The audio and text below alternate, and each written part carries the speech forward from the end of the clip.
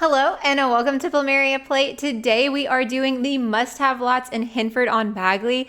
Henford-on-Bagley is the world that comes with the Cottage Living Expansion Packs, and it's one of my favorite worlds in game.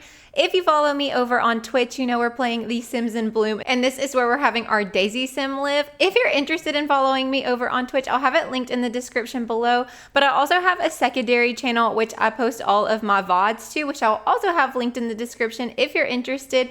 But with all that being said, let's go ahead and hop into our must-have lots for Henford-on-Bagley. There's only 12 total lots in the world of Henford-on-Bagley, which for an expansion pack, in my opinion, is a little bit small, but I feel like we made this work out pretty well. So we're gonna start over here and then work our way around. This is the Isle of Volpe-Park by fliliy. This is where the national park usually is, but I feel like an actual park just fits gameplay better. There's a lot more to do. So of course they have everything that a typical park needs. We've got some swing sets and stuff. They also utilize the fountain from the Romance Garden stuff, which has some fun gameplay features, and it's nice that they work that into the park. Over here we have a little gazebo with some chests inside. We've got some bathrooms over in the corner, some cute seating areas, and then they even have a cute little wedding venue. I think this is very nice and very pretty. There's also a pond over here so you can have your Sims fish and whatnot, and then just some more decorations and cute fountain placements and more things for your kids to do.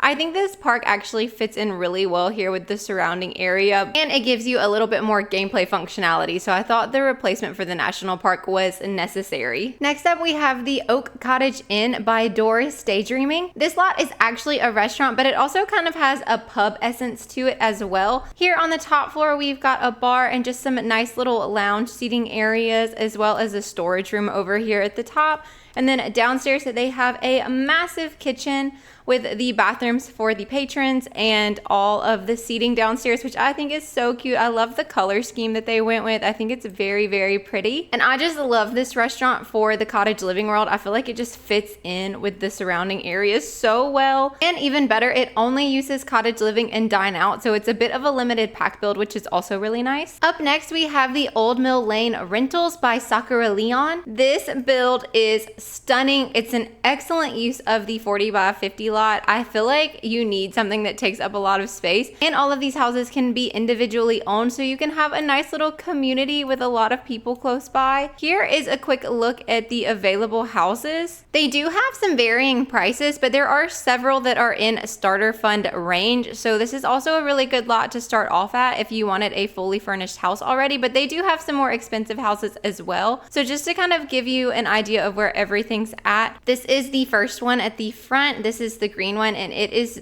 3 floors tall, so it's got a basement plus 2 top floors. We've got this blue one right next to it, which is a very similar style and layout. Then we've got the small pink one right here, which this is the whole house. I think this is the cutest. This one's probably my favorite build. And then next up is the red, which is a nice cottage vibe still, but it's maybe a little bit more manly, but sometimes that's nice to have too. And then towards the back here is our kind of teal colored one, and it's got 2 floors as well. So it looks like that one is a 2-bed, 1 bath. And then our biggest house in the very back, which has several bedrooms and bathrooms, as well as an office space and a very pretty open concept kitchen, living, dining, as well as a greenhouse. I think this one is really pretty. I think they're all really pretty, but it also has this little area out here that's like almost a shed, but it's giving like guest house a little bit. It's got a whole little kitchenette and bed and bathroom set up in there. But I just think this lot is so cool, and it gives your Sims a lot of different places to live. I love the way that they mixed in the different styles of the houses, but I still feel like they all fit together so perfectly. Now we're heading down to the city area of this world. First up is the Cozy Cafe Finchwick by fliliy. If you've been watching me for any amount of time, you know I love to include cafes in the world, and this one is so precious. On the very top floor, that's where our bathrooms are. I kind of love the idea of a lofted bathroom space. It's not anything that I've ever thought of before, but I think it works in this build. And then downstairs we have a cute little quaint cafe. I think it's very beautiful. I love the use of like the blues and the yellows, and I just think it works so well, the way that I would love to come here in real life. And then outside they also have some seating under a little pergola as well, but the landscaping and the way that it just fits in so well to the surrounding area, I think this is one of the cutest little cafes we've ever featured. Next up, we have the Henford Library by simmaddness. For me, libraries are actually very useful to have in the world, and I actually really like when I play in a world to not leave the world unless it's for like a vacation or something. It just feels like a little more immersive when you play that way.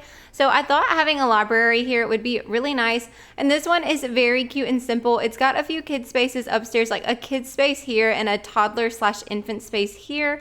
They've got some bathrooms. They even have a kitchen on lot. So if you're doing any kind of rags to riches or something, this might be a great library to have. And then of course, all the library essentials like computers and desk and bookshelves. And then down on the bottom floor, it's more of the same. I really like the interior of this library. I think it's nice, but the outside is what I really love. I just really feel like it fits in well, but while still standing out a little bit. I don't know if that makes any sense. I think it's very pretty, and I love the use of all the cottage living items, but this library is just so beautiful, and like I said, very functional for gameplay if you like to play like me and don't like to leave the world that your Sims are living in. Now we're heading into the Finchwick Church, and I don't know exactly how this creator says their name.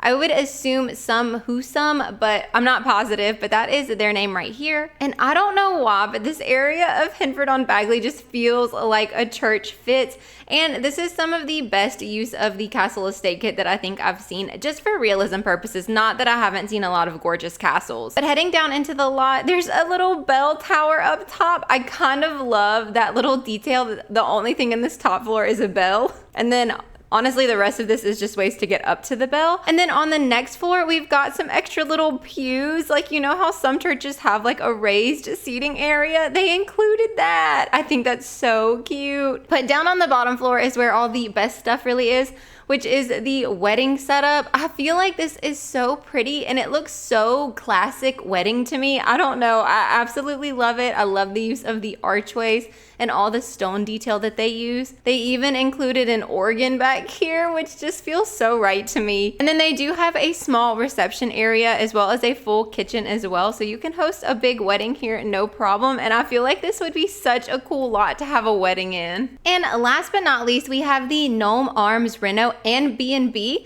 by DoctorSimCraft. So I love that they combined a bar and a bed and breakfast together, and the outside of this looks so cute.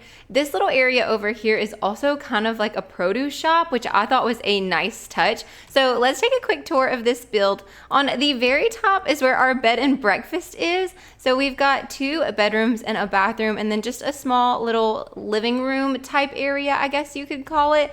I feel like this is so functional for gameplay. Once again, especially if you're doing some kind of rags to riches, or if you just wanted to pretend that your sim lived above the bar, you absolutely could. And I think that would be a very fun way to play with this. On the bottom floor, we have a bar over here. I love the way this bar looks, actually. I like that it's simple, but they included a fireplace, a few tables, and then they have these chairs, so there's more of a lounge area as well. This lot also has a fully functional kitchen. And then over on the other side is where the produce area is. The amount of time that it took this creator to put all this fruit down from debug is absolutely crazy, but it looks so good. And I feel like this just fits in Henford-on-Bagley so well. I think it's so cute. But that is it for our must-have lot. So I'm gonna hide my face cam really quickly and show you where we have everything placed. So here in the very top is where that park is. Going across the way is where that restaurant was. Heading down a little bit is where those residential rentals are.